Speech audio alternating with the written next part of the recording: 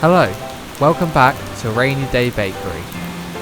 Today we're making dark chocolate biscuits. We need 85 grams of flour, 15 to 20 grams of dark cocoa powder, 55 grams of sugar, 55 grams of butter, 1 gram of salt, and 2 grams of baking powder.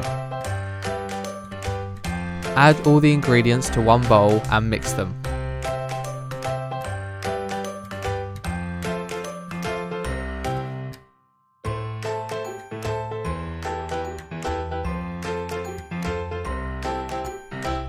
Put the baking paper on the dough and cover it, rolling until it's flat. Next, cut the dough into the shapes that you'd like.